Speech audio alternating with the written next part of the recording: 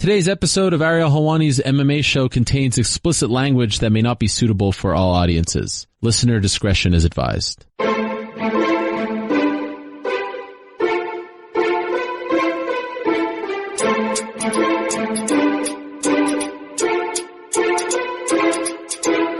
All right, now let's turn our attention to this Saturday. The UFC is back in Melbourne, Australia. In fact, they're back in a specific stadium that I want to talk about here right now because they have had multiple shows in Melbourne, but they've only been at this particular stadium once before. It's called Marvel Stadium today, but 4 years ago it was called Etihad Stadium, and they went there for UFC 193. Ronda Rousey, who was the champion at the time, went up against Holly Holm. This was a big deal, and at the time, it was the highest attended event in UFC history, 56,000 plus. And this was at the height of Ronda Rousey. In case you forgot, this is how the evening ended. Beautiful. Beautiful. She's hurt. Anna's in trouble. She's hurt. Holly looking to finish. She's out. Holly Holm is the new UFC bantamweight champion of the world. Oh my God. Wow. Unbelievable. What a performance by Holly Holm. Just an absolutely staggering performance by the challenger. And so at the time, I was working for Fox Sports. I had the pleasure of covering that event in person. What a moment, one of the biggest upsets in UFC history. And I do believe it was at that event that I met ESPN superstar NBA reporter Ramona Shelburne, who was there chronicling the rise of Ronda Rousey. We met there, I think, for the very first time. And what a pleasure it is to have her on the program to reminisce about that moment and the rise and perhaps in MMA terms, fall of Ronda Rousey. Ramona, how are you? Thank you for doing this. Good. You're welcome. Well, I don't know if I'm the superstar, man. When I walk around with you at a UFC fight, I can barely get a word in because you just get mobbed by all the fight fans. Well, I appreciate that, but it is an honor. I'm a huge fan of your work, and in particular, what you recently did, the 30 for 30 podcast on the rise and fall of Donald Sterling, aka the Sterling Affairs. We'll talk about that a little later on, but I want to talk about this moment and your coverage of Ronda. Before we get to the Australia event, how did you first meet Ronda? Because you became sort of the Ronda reporter. She gave you access that no one really got. How did you first meet her and develop this relationship with her? Yeah, I'm trying to remember how it all came together. I know that I covered her fight in Los Angeles. There was I think ESPNW reached out to me and said, hey, she's Ronda Rousey's fighting out there in LA. Could you cover it for us? And it was on her rise, right? It was the Kat Zingano fight. Mm-hmm. And I think I'd seen the 9 for 9 on her, and I was interested. I'd heard of her. I was interested. I wasn't, my husband and I are boxing fans, so I wasn't as into UFC at the time. I was more of a boxing fan, and so it was like I was like, okay. I've never covered UFC before. I don't really know the world, but I'll go cover the fight. So I remember reading up on her. I watched the 9 for 9. Just to prep for the fight because I think when you cover something that you're not as familiar with at first, you mostly just have to cover them as a person rather than, try to pretend like you know exactly how the fight goes. I'm not going to pretend to be a UFC expert in terms of striking and kicking and judo and all of the technical stuff. But Ronda at that point was on the rise as a story and as a personality. And so I kind of came into it like I would, like a feature. Right? Like the way you would cover a feature. And it was definitely that fight in LA when I remember it was late in the card. She was the main event, right? You would have been there. UFC 184. So it was late. And, I remember it took a long time to get to it. I watched all the other fights and then I was kind of like, wow, it was late night. It was already like maybe 10 or 11 o'clock at night when she finally came on. And I heard the Joan Jett music come on, and it was like Bad Reputation, and then you see her walk in like she's the Terminator, and it was like, holy, can I cuss on your podcast? I'm not sure about this, Ariel. Go ahead. It was like, holy shit, what is this? Like, I've never seen it like that kind of entrance and presence, and it like woke me up. I remember. It wasn't like I was bored. It was just a really long night, right? Like, and the other fights were good, but like nothing was, I don't remember anybody else on that card, but I do remember her coming out and just shockingly destroying Kat Zingano. And how many seconds was that fight? 14. It was 14 seconds. And it was like, oh my God, I waited all night for that. And it was 14 seconds. And it was like, yeah, it was good. It was like a good 14 seconds, right? Like I always think of that scene in Gladiator where Russell Crowe's like, are you not entertained? And I was like, yeah, I'm entertained. That was something. And I remember going to the post-fight press conference, and listening to her talk. I think Holly was on that card too. I think she was like an early fight. It was maybe one of her first fights. Yep. And just kind of like seeing the way that, Ronda would be up at the press conference and like nobody else, it was like, they was just questions for Ronda. Like she just eclipsed everybody else on the podium except for Dana, right? It was just Dana and Ronda were the big stars. At least that was what it felt like as an outsider to the sports world, to the UFC world. And from that moment on, I was like, I'm in. Like whatever this is something that I need to cover. I need to try to understand. It's a phenomena. Right? It's not, to me, it was not about it was just a female story. I'd never heard a woman talk like that. I'd never heard a woman who talked like that be embraced by people. Usually when women talk the way Ronda does, like people don't like that. Mm-hmm. And they think she's cocky. They think she's whatever. And so but because she was winning, because she was like Mike Tyson at that point. Like she was, walk in there and win in 14 seconds and boom. And I think I was just interested in all of it. It was a female story to me. It was I do like the fight game, right? So I really like boxing. I used to work out at Freddie Roach's gym in Hollywood. So it's like, I do like combat sports. And so I was like, you know what? I need to open my mind to the UFC. I need to like get into this a little bit more. And then I just started paying attention. And I think I must have known Brad Slater, her agent, just some other way. Like he's just a guy around LA and, I knew him. I met him at the fight. Like maybe I met him before, and then I met him at the fight then. And I just kept saying, like, I just want to write. I just want to write something great on her. I just think it's going to be. I think it's just a hell of a story.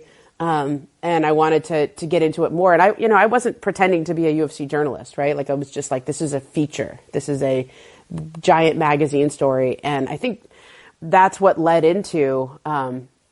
That's what led into everything. And we can peel back the curtain now, right? Of how that story came to be, which was ESPN was doing the year-end edition of the magazine, and it was Ideas of the Year.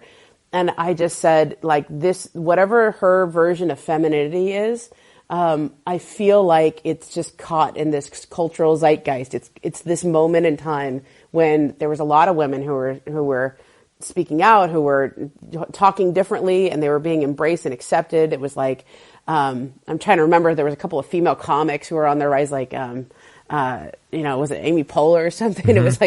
It was like this moment in time, right? And so we were talking about, like, can I write a story about Ronda, but really about this type of femininity at the time. And that's what led into the fight. And she was originally supposed to fight in January. So it was supposed to have nothing to do with, going down to Australia with her, the Holly Holm thing. But then Robbie Lawler got hurt. And, the fight was going to be in November.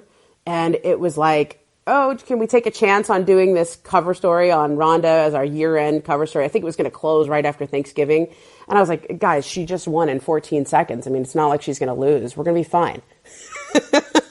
Yep. And in between that, by the way, she had the 34-second win over Betch Correa, right? So, like, she was on like two fights that lasted less than 60 seconds. So it seemed like a good bet. Yeah. I mean, she was the invincible Ronda. And, I mean, we were so cocky. Okay, I'm going to use that word. We tried to get the cover shoot done beforehand. And it just, like, with her training and the travel to Australia, et cetera, like, we couldn't get it scheduled in advance because, like, she just, she was really focused on training. And I know she was having trouble with the weight cut before that fight. She was a little edgy. Like, there was a third fight in, like, 9 months. And we just couldn't quite get it scheduled. And so the plan was she was going to go down and do the fight. She's going to hang out for a couple of days. She's going to fly home. And then we had the cover shoot scheduled for, like, she would land at LAX. and then go over and shoot the cover right afterwards. And I remember saying to her and Brad Slater and all the, everybody involved in this decision, like, dude, I mean, she is a fighter. I mean, what if she gets like a black eye or something, in the fight? Like, is that, this is her cover. And Ronda said this to me. She goes, well, that'll be cool too. And I was like, all right. Wow. Like, if you don't care, then I don't care. Like, I mean, she's like, I'm a fighter. I mean, I might get hurt. And so I just was like, let's roll with it. And, obviously those plans did not work out. Did you travel to Australia with her? I was not on her flight. I was on the flight on the way home. Okay. There was this moment, as we were reporting this, like, I used to go over to, I think I started spending a lot of time with her in October. No, even earlier than that, September. It was about September. And, I'd spent a day, right. I remember meeting her at her house in Venice. And like the way we were going to do this access piece was like, okay, I'll just ride along with her and be a fly on the wall. And I'll be at the gym all the time watching her work out and observe and stuff. And then you just kind of ask questions here and there. And Ronda, as you know, is such a pro with questions. Like, she doesn't mind people being around. She's just been in the fight game. So she's used to reporters being around, they were always filming her for the behind the scenes stuff at the UFC too. And it was like, I was hardly the only person in the gym, right? It was like, there was maybe 2 or 3 people there at all times. Who were, so she's kind of, it's almost like she's been on, she's obviously been on a reality TV show, but it almost felt like that sometimes, like, when people learn to relax around reporters and cameras and stuff. But I remember so I rode with her one morning, and I'll never forget this because if I would have been a more experienced UFC journalist, I would have known something was wrong. Right. But I met her at her house in the morning, and, she was a little upset. And it was just because the weight wasn't coming off, right? Like, she was doing everything right diet-wise, and it just wasn't coming off. And I should have realized that, right? Like, when I tell you that, you're like, oh, that immediately rings a bell, right? Mm-hmm. And I just kind of was like, oh, is that is that normal? Like, and she was stressed, and I remember she was talking to her, I forget his name now. She was talking to her fitness coach, the guy who does her diets. Mike Dolce. Yeah, there it is, Mike Dolce. God, I'm such a jerk that I forgot his name, right? He was a really good guy. So she was talking to him, and he was like, well, have you been stressed? This is probably just a result of having so many fights in such a short period of time. Like, your body, you can't go through a weight cut like this, like, so many times, in a short period of time. Just keep doing what you're doing and don't stress out about it. The more you stress, the more the weight's going to hang on you. Like, it's not going to, you're doing the right thing. It'll come off because it's just stress that's holding it on you. And so she was in this state, pretty early on. I want to say it was September. And then I literally had this day with her that I think I must have met her at 8 or 9 o'clock in the morning. Then we drove from Santa Monica to Glendale to where she used to work out with Edmund and, Tarverdian. And it was it was not too much traffic. Well, she'd made that drive a million times. Right. And, she goes, and so we get there and she works out and she's working hard. Like, this was not just a walkthrough. These were hard workouts. And then at the end of it, she's got to very quickly get everything together, take a shower, get out the door because she's got some shoot at the Fox lot. And it was, for NFL Sunday, it was like a promo for the fight, but she was taping something for Fox and the NFL Sunday. And then after that, she was, running over to shoot some, promos that were going to air when, I think it was FX or something. It was at another location on the West Side. They were running Mr. and Mrs. Smith, and she was going to be like, "Hi, I'm Ronda Rousey," and it was going to be during the commercials, right, promoting the fight. And each of these things took we were at the Fox lot for a couple hours. Like, she was getting hair and makeup for an hour. Then it was a couple hours of shooting. Then it was drive across town, or not. Maybe it wasn't that far. They were both on the West Side, but it was. I remember sitting in traffic both times. Then she spent a couple hours shooting these promos for Mr. and Mrs. Smith. And then at the end of it, we had to drive down to, I feel like it was Gardena, to the Gracie gym where she was doing a nighttime workout. And we would talk every time we were driving in the car. This was the whole point of it. And, this was I don't have to interrupt your routine to be doing an interview. And I remember at one point saying to her, we're sitting on the 405. It's a marathon day, and I'm exhausted by this point, and I'm not working out or anything. I'm just observing, right? But I remember saying to her, I was like, "Hey, if you just need to have some chill time where we're not talking, like I can play on my phone for a little while and not talk and like let you just decompress for a second. Like if you just need that, do not feel offended. I'm not offended. Like, cause I mean, maybe I was even thinking that myself, right? Like we've been talking and doing this all day long, and you just want to give some people some space sometimes. And I get to the end of the night. It's like she's been going all day. It's like 10 o'clock at night. So we literally started at like 8 a.m.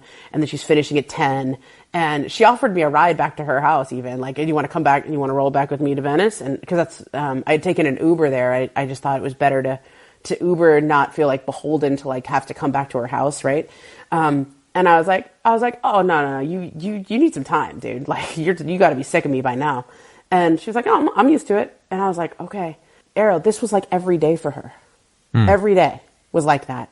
And you wonder why, like the girl literally like, why is the weight not coming off? Why was she just not at her best in that fight? Why did all that happen? Yes, there was obviously, some skills that she never developed. She obviously didn't, have a great plan or at least execute whatever plan she was supposed to do. But like, you can't keep that kind of schedule up in training and be doing that many things and being that many things to as many people as she was at the time and not have a fall. It's just too much. And I don't know if you remember this, but she was sort of battling the MMA media leading up to that fight as well. She was upset that we were asking her questions about Travis Brown and about his history. Was she talking to you about that as well? Because we had never seen, like, we always had a great relationship with her, and I speak for all of us. Was she opening up to, like, I'm sick of this, this is too much? She was? Yeah, I remember at the time. I actually remember when, I think Travis came on your podcast, right? Yes. In full disclosure, that was the end of my relationship with Ronda, unfortunately. I always had a great relationship with her, and then after that interview, I never talked to her again. That was the end. Yeah. Interesting. I remember when that happened. I think I was like there that day, and it was, and we definitely talked about it. And our deal was like, when you're doing an access piece, like the whole point of it is to, people need to open up and forget that you're there. And so you just can't write stuff in real time. You have to save it for when your story is running, because if you start writing stuff in real time, you just kill the whole magazine story.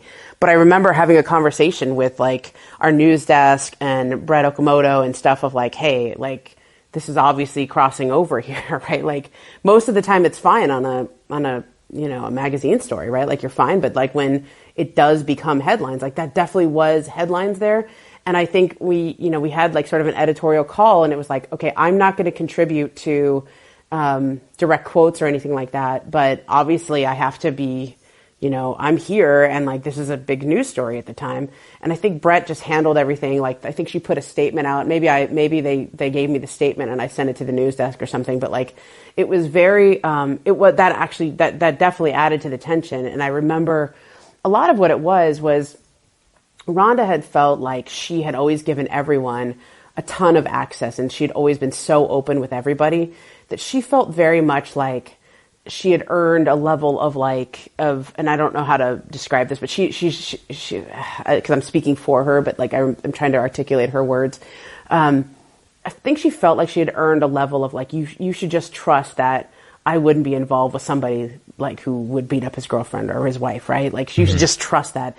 And I understand the sentiment, right? Because I think she felt like she had relationships with people, and they should have but it's hard because it's like, okay, but even though you have earned that level of like, people know her and that doesn't fit her personality, et cetera, like she wasn't actually explaining it, right? She wasn't saying like obvious, if she would have just said that at the time, but it was also really complicated because she didn't want to be in this like victim shaming thing either. Like, this had to play out legally. It had to play out with the UFC investigating this. They had to go through all of that. And, I knew it, and because I had talked to her about it, and she had said everything at the time to me, which was her mom actually grilled Travis. Like I remember when this stuff came out, like her mom totally grilled him. He kind of came forward and told them about this. Hey, this is going on. Ask me anything. I think I wrote about this in my story, by the way. So it's a few years ago, so I don't want to misquote people, but I'll refer back to that story. And her mom really like grilled him, and he was transparent with her with with Ronda, with everybody. Like, he answered all of their questions, and like they felt satisfied with his explanations for everything. But because there was a legal component to it. There was the UFC investigation that was going on. Like, they just sort of couldn't speak publicly. And it's really hard to ask for understanding when people just flat out want answers. And so I think the way she rationalized it was, I'm going to talk to you about everything and how I'm feeling. And when you presented it, it's all going to be in context, you know, in this magazine story that we were doing. And people will just have to wait for the answer. And that was the plan, right? That was her idea. And I mean, of course, I appreciated it because I'm going to have the exclusive and everything.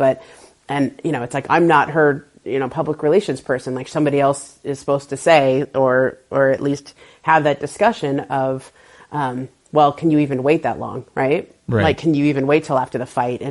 And you know, I don't know if what those conversations were behind the scenes within her camp, because wasn't privy to that. I just kind of know what she told me of like, you know, I'm going to talk to you, but you know, you can't write this until after the fight. And it's like, that's the deal you make on a magazine story, right? Like on an Access piece. But it was complicated, obviously, right? I mean, there was a lot of stuff going on at the time and behind the scenes. And I think all of that stress. So like, I'm just describing to you the day that she had, and that was one day. And I think that was just about every day for her leading into the fight. The weight's not coming off. You have the issue with Travis that was sort of unresolved and hanging out there. And like, how much of your energy is going towards all of that, and how much of it is actually going towards preparing for the fight and getting yourself ready? And I just, you know, I look back on it, and it's like, because I was new to the world, like, I should have seen it coming. I mean, you always say that, right? Later, like, oh, I should have seen that coming. Yep. But, you know, of course, because she lost, right? But I also had no frame of reference. I remember asking, she had a photographer named Eric who was always around, and he covered her in a lot of her fights. I definitely asked Mike Dolce about this, but like, nobody's going to say anything. They always say, yeah, she's tense before fights. She gets cagey, but like a lot of fighters do, right? You know, they get cagey, they get nervous. And so I didn't fly with her to Australia, because I felt like there needed to be some distance. Like, this is when it gets really close. But I definitely got there real early, and I went with her to some of the training sessions in Australia. And she seemed fine. Do you remember? Honestly, do you remember the face-off at the weigh-ins when she? Oh yeah, that was weird. That was weird, right? That's when everyone started to think like, something doesn't seem right here. Did you feel the same? She was going after Holly, who's like universally beloved. Oh, really? Yeah, I didn't recognize her. I was like, because I had seen her, and this is how dramatic that weight cut was, okay? So we, you know, we had a photographer who flew down there. His name was Nick Latham. And he, you know, he really wanted to get shots of her as she was doing the weight cut, because like, that's so important. And so I was trying to keep my distance a little bit during that period, because it just wasn't something I needed for the story, right? But he really needed that. So I had negotiated for him to be able to shoot her while she was in the bathtub as they were cutting weight. And so I just kind of went in there very briefly. And I remember seeing that process, and it was like, whoa, like, that was intense. And so I saw her the day before. I think I was in her room when they were doing photo shoots, and she was doing a training session with Edmund, and it was really cool. It was like that Crown Hotel in Melbourne. And like, she had a suite there with like all these windows. And so they had the entire suite was like, they put all the mats down, and she was just doing a workout with, remember Justin Flores? Yes. Her judo instructor. Yes. And Edmund, and then there was oh gosh, I'm forgetting people's names now. There was a wrestling coach that she had, and she did a pretty intense workout that day. And then like later that night is when she started the weight cut. So like, I saw her when she looked like Ronda to me. Okay. Then I saw her as she started the weight cut. And then I think we shot her it was like at night. And then the next day I saw her at the weigh-in, and I was like, is that Ronda?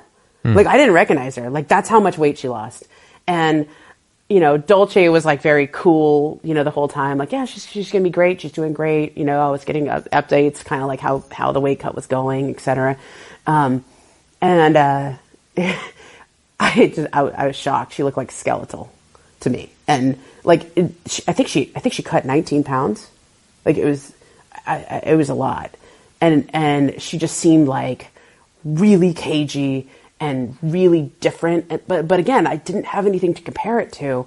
And so the only people who could tell me if this was different than her normal time was, Eric, the photographer, Edmund, Mike Dolce, people who had been there, Dustin Flores, like who'd been with her at other fights. And like none of them were outwardly seeming alarmed. And I just kind of took it as like, okay, everybody gets a little tense. But I definitely remember the day of the fight. I thought we were going to have access the day of the fight. Like I was going to be able to go in the locker room, and I wasn't going to say anything, obviously, because she's pretty famously very quiet and like takes a nap and tries to relax before a fight. And then Edmund shut that down. And, I was like, it's okay. I mean, it's kind of like, again, it was more for my photographer than for me. Cause like for me, it's, I'm writing a narrative, right?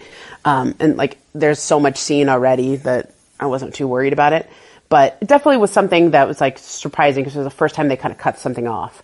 And I remember afterwards, like I did go to the hospital with them, and I was talking to a lot of people in the after she lost, that's when everybody kind of started to like say like, yeah, that was really a bad weight cut. That was really, she was really cagey. She was really like tense. And I just think everything hit her. Right. And she told me afterwards, like, she, if you watch the fight back again, she comes in and you just felt the tension in the air, and it was like it was a different kind of feeling that I had when I watched her in LA. And, I watched her from LA from the skybox at Staples versus like ringside after having been immersed in their camp. And, you just watch it differently, but it felt different when they all came into the ring. There was like a nervousness to it. And then she jumps, she gets in the ring, and she used to do this thing where she would like jump up and like stomp her feet. You remember that? Mm-hmm. And she landed weird. I remember, just watch it again. She kind of lands weird. And she told me later, she's like, yeah, I think I sprained my ankle when I did that. Like she's like, I didn't feel steady on my feet. But she did look like Ronda again to me. She had obviously rehydrated and put some weight back on after the weight cut and after the face off. But, yeah, it just didn't, she just never felt right ever since she did that weight cut. I think that like looking back on it, like we all should have known, right? That face off, the weight cut, all of it was really weird. Well, this is something I've always wanted to ask you. What was that flight home like? Oh, did you actually speak to her on the flight? Were you next to her?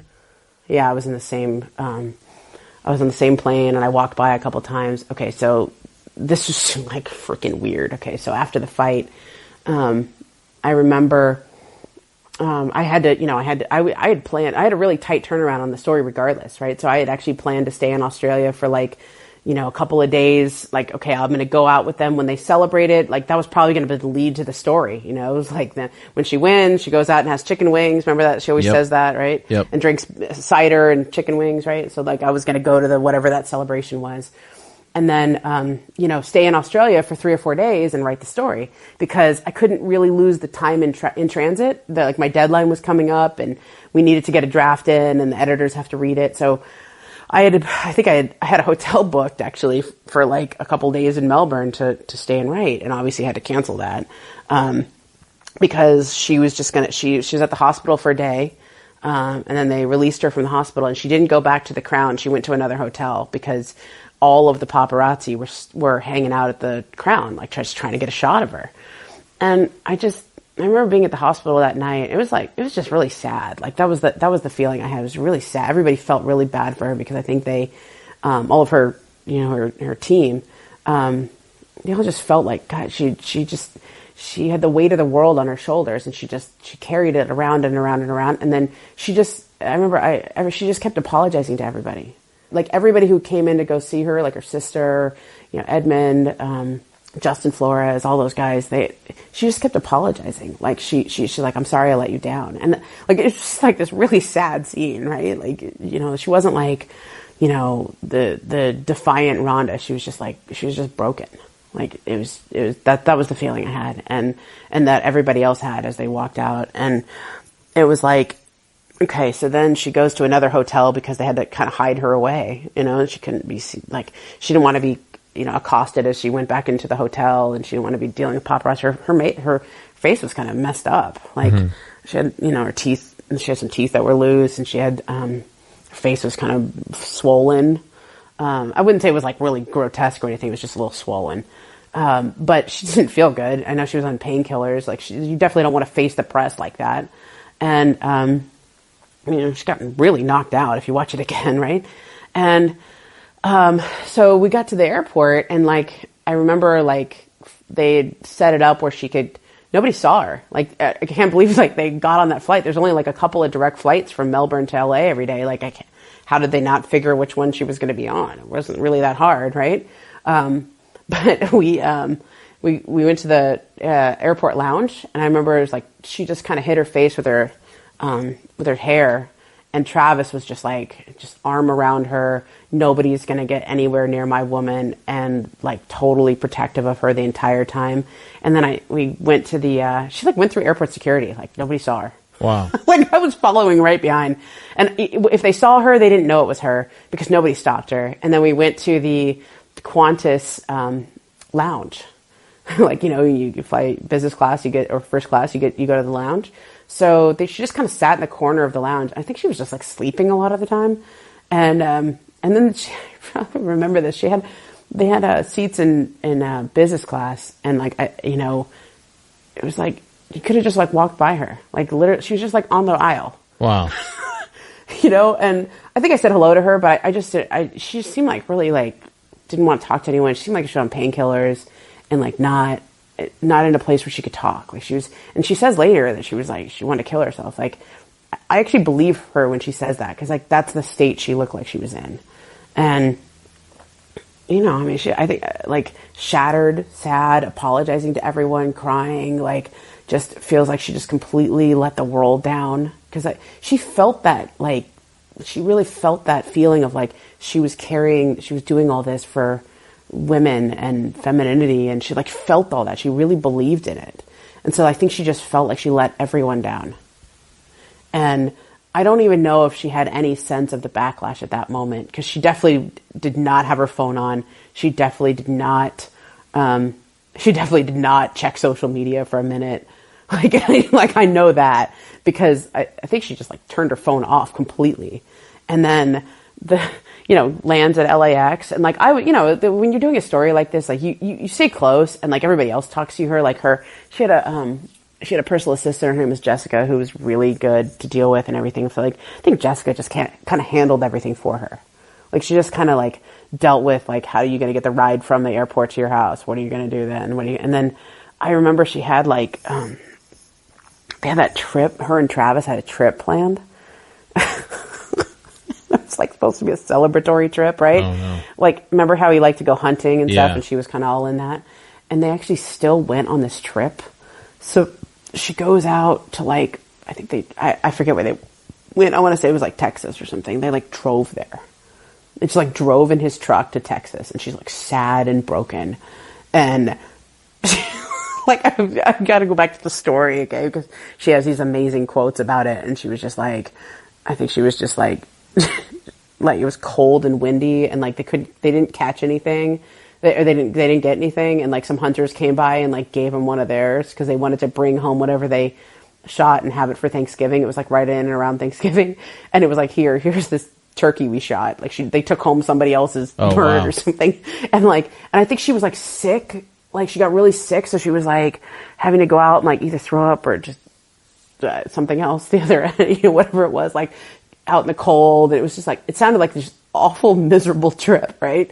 That was supposed to be celebratory. And then she came home and like, was just wallowing in it, just absolutely broken. Like just it's the only way I can describe it. And I obviously, like, what were we going to do with the story? And I argued that, obviously we weren't doing that cover shoot, right? Right. But I argued that we didn't take Tom Brady off the cover of the magazine when they lost the Super Bowl, right? Right.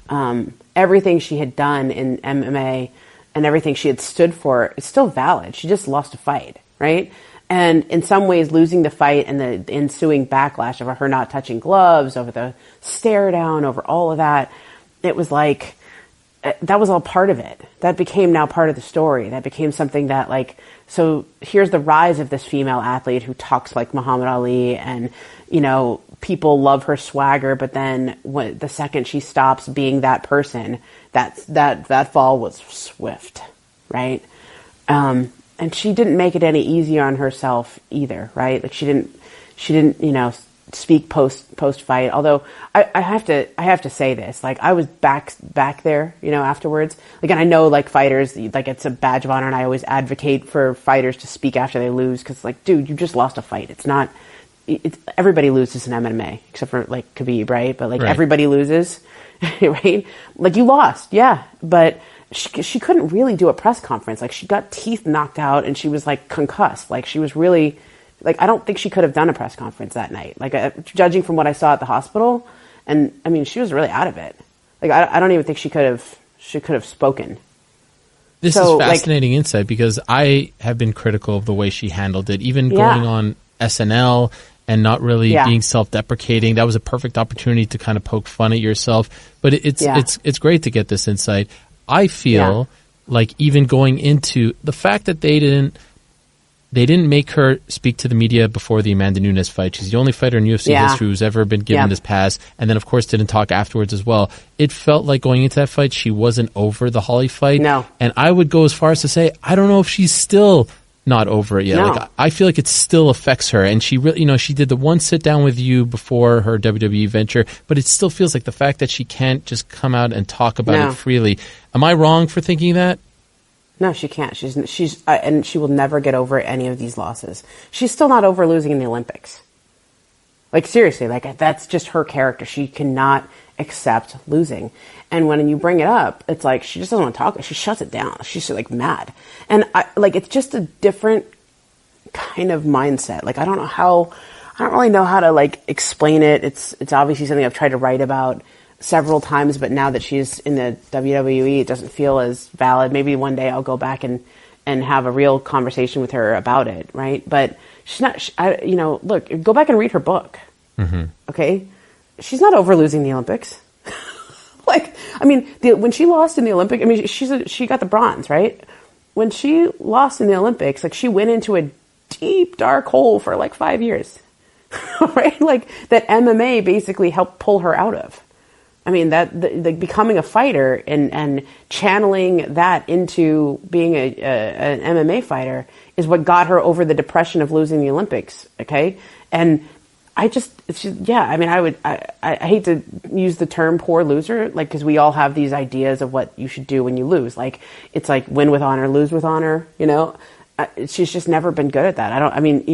Justin told me, and I think if you go back to the story, there's a quote from him in there, like when she would lose at judo tournaments growing up, like she was a wreck. She's like, she does not deal well with losing. And, that's a fatal flaw, or maybe she would argue, like, why should anybody be good at losing? Like that, if I was channeling Ronda, and I would say that sounded to her. Like her. Like, what should I just be, who's proud to be a good loser? Yeah. Is that something we should aspire to? Like, that's how she would answer that. And like, I don't know, maybe that's how you're a great winner, but like, it doesn't go over well. And like, I remember doing that. I covered the Amanda Nunes fight too. And I remember I spent a lot of time with her before that. It wasn't one sit down. I mean, I was up at the cabin in Big Bear. I was in I went to her training camp in Glendale. We spent a lot of time together talking. And I think her feeling was like, she's always been a person who's like very loyal to whoever's loyal to her. Right. But like, if you cross her, as you found out, right? Like she didn't like that interview you did with Travis or whatever it was. That's it. And, I don't know. So on some level, I respect that. Right. Like people who have that code. On the other level, I just don't think she did herself any favors before that fight against Amanda. Cause like, I kept feeling this, like, dude, it's just, just go out there and do 10 minutes of it. She did 10, just say something. But I think she has this, I remember talking to her about it. Why aren't you doing this? Why aren't you? Some of it was that loyalty thing. She felt like everybody turned on her. And I was like, it's not about turning on you. It's like their jobs to ask these questions. Like, I'm trying to explain this, it's their job to cover you. Like, I'm covering you in a different way than they are. I'm writing magazine stories. Like they're writing, they're covering the sport day in and day out, and it's, it's this sort of with you or against you kind of vibe that like, I understand that in combat sports, because you're literally putting your life on the line. It's like, you just need people in your corner who have your back no matter what. Like, I get that, I get it.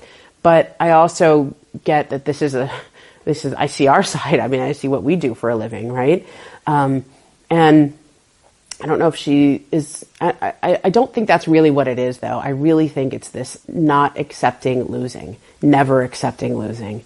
And, you know, that is now part of her story. That's part of her legacy. And I thought she was pretty good in explaining it to me. And I thought she got a lot of credit for doing the first story, right? Like, you know, she was just completely shattered, and I come over to her house, like, you know, after she got back, and we did that story for the magazine, which, you know, I thought she was pretty raw in that interview, right? Mm-hmm. Yeah. Really raw. Like, I don't think she was ready to talk to anybody, but she did it because I think she understood she needed to say something, and she needed to explain, you know, give some kind of, you know, interview at that point. And like, I don't think she got enough credit for that interview, but I also think that maybe she got credit at the time, but then because she followed it up by not doing any interviews before the Nunes fight, like it undid all that credit. Yes. And there's also this component, and I don't want this to come across wrong, okay? So I'm going to be very careful in how I use my words, okay? Ronda had become an international star. Like, she was not, she really had transcended MMA, right? She transcended UFC. She was a movie star. She was, you know, she could be on any magazine cover she wanted. People were just fascinated by her. She could go to the Emmys, the Oscars, the ESPYs, like any award show. She was like a breakthrough star. And so she was just kind of became more comfortable dealing with like the celebrity press than like the MMA press. And I actually kind of understand it, because I cover like LeBron James, right? Or Kobe or whatever it is, you know, and like there's something that happens to you when you really transcend that world. And it's like, I just don't want to make it seem, you know, like I'm talking down to the MMA press. That's not what it is. It's just sort of like, it's just easier to deal with Ellen, right? It's just easier to deal with SNL. And like, it's also in her mind, in her world, it was like, she gave so much of herself to the MMA press for so many years that like, she felt like, okay, if I do one interview with Ellen, everybody's going to pick it up, right? If I do one interview with Ramona or with ESPN, everyone's going to run that. And like, maybe I don't need to do an interview with every single outlet. I can just do one or two and let them speak. Let that be the record. I don't know. In some ways I get it. I don't think I agree with it from a PR strategy, because obviously it ended up hurting her. But if she would have beat Amanda Nunes and then been the old Ronda, like, how do you think she would have been embraced afterwards? No, would people have gotten over it?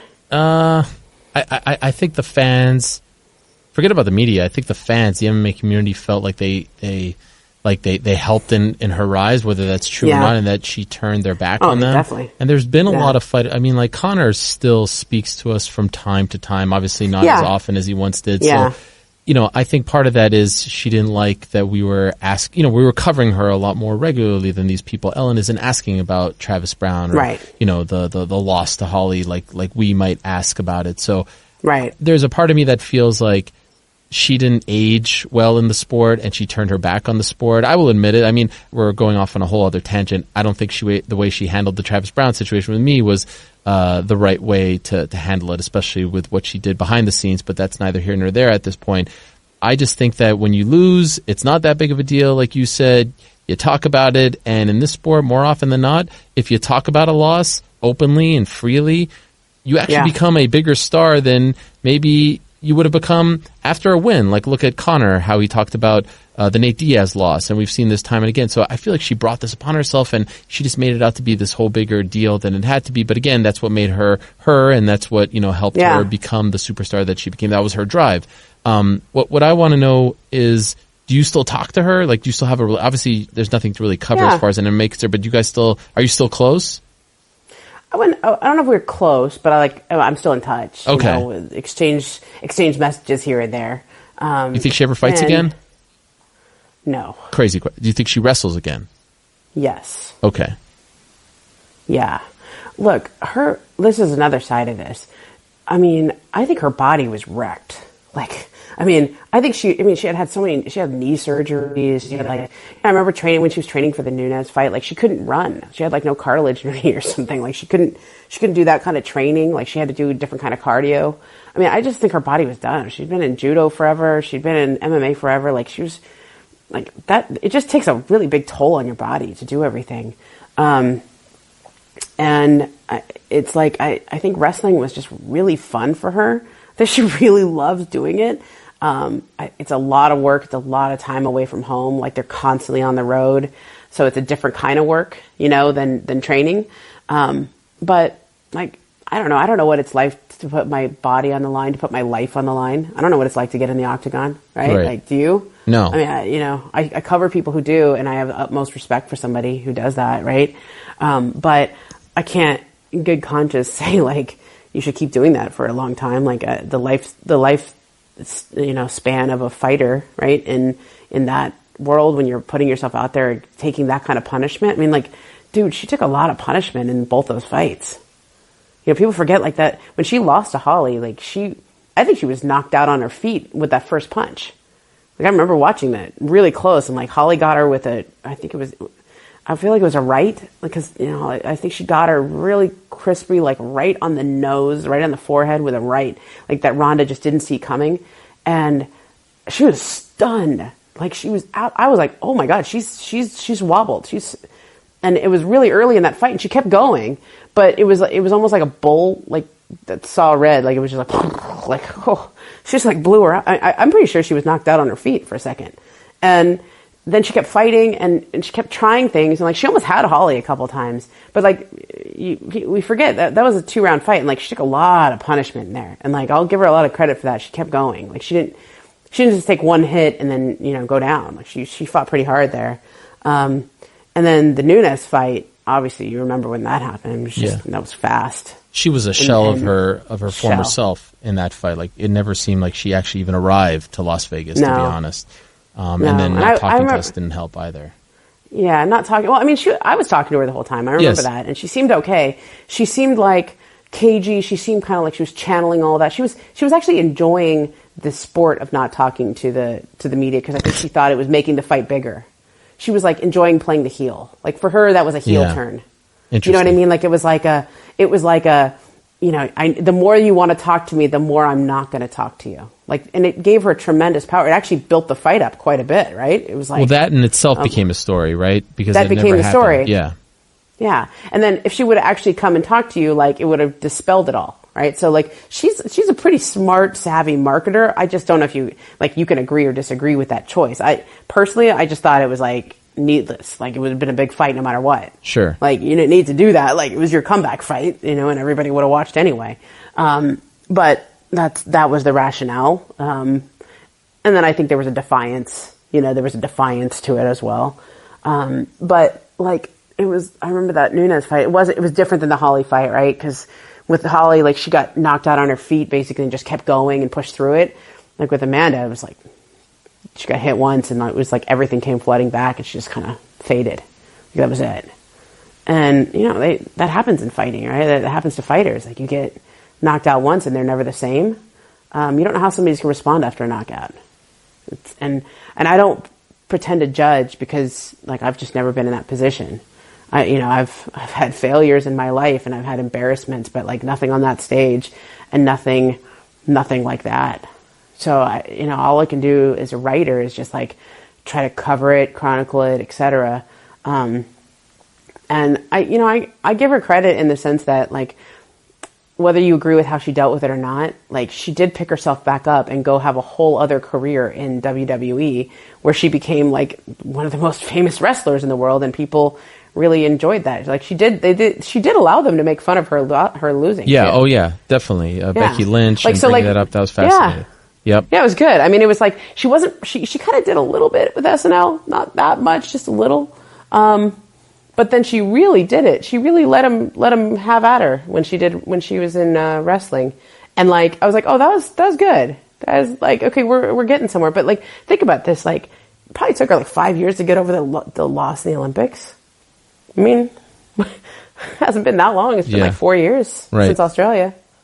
Well, I have to say, if there's a soul out there that isn't familiar with your work, I don't think, especially someone like myself who adores basketball as well, this is a perfect blend of those two worlds. I think you get a sense for the kind of storyteller that you are from this appearance right here. So, unfortunately, we were out of time. I had a lot more to ask you about, but we were out of time. But I just want to tell people, if you are liking what you are hearing, you must, and if you haven't heard it yet, if you're one of the few that haven't heard it yet, you must download and listen to the Sterling Affairs 30 for 30 podcast. This was phenomenal work. Really tremendous storytelling, tremendous journalism. The ups and downs, the work that you guys did to try to tell this story the right way, but the rise and fall of the former Clippers owner, Donald Sterling. Kudos to you and the entire team. I know how hard it is to put something like that together and how much work you guys put into it. I really can't vouch for it enough. So if anyone is interested, look, if you're not even interested in basketball, if you're just interested in journalism or just a life story, one of these serial podcasts, if you will, do yourself a favor and download the Sterling Affairs 30 for 30 podcast. This has been so much fun, Ramona. I really appreciate the look back at UFC 193 and the rise of Ronda and everything that happened afterwards. Keep up the great work. You're doing phenomenal stuff on the NBA side. You don't need to hear that from me, but I'm a big fan, and it was great to have you on the show today. Thank you. I appreciate that. Can I say one last thing before you go? Sure, absolutely. So the one thing that I always feel, and this is something that I've talked to Ronda about a lot, okay, is, and I think you probably feel this having covered her. Everybody in the UFC probably feels this having covered her. What she did in the UFC still stands. Like, no matter how it ended, I hope we can get to a place where what she actually did as a fighter on, building the women's division, actually starting the women's division, right? Starting the whole thing with Dana, and building herself into this like gigantic superstar. And then the things she said, that feminism she articulated, like that's still there. That still exists. And I think a lot of the negativity that followed the way she lost, I think one day, and I hope maybe one day I'll write this story, I think one day we'll understand, and maybe she can even acknowledge this as well. I think she was just ashamed and didn't really want to say that. I think she really go back to being at the hospital and she's apologizing to everyone. That was her real true feelings. Like, she was just a broken person and ashamed that she let everyone down. And I think I can understand why you don't want to wallow in that or talk about that a lot. But I think one day she will. I do, because she did eventually with the Olympics loss. It just takes a long time. But I hope that someday she gets there, because all she did was lose a fight. Yep. And what happened at UFC 193 should not take away, as you just said, the impact that she had on the sport, the trailblazer that she was, the pioneer that she was. She was a whirlwind. It was so much fun to cover those Strikeforce fights and the early UFC fights. That was some of the most fun that I've ever had covering the sport of mixed martial arts. And hopefully at some point she can re-embrace the sport and the sport can re-embrace her, and that we can all just forget about this because they were just 2 losses and really just 1 loss. The best fighters in the world were about to have Nate Diaz and Jorge Masvidal fight at Madison Square Garden. They have double-digit losses each. It's not that big of a deal. Life goes on. So, very well said on your part. I couldn't agree more. And, again, great job chronicling her during that period and then everything that happened afterwards. And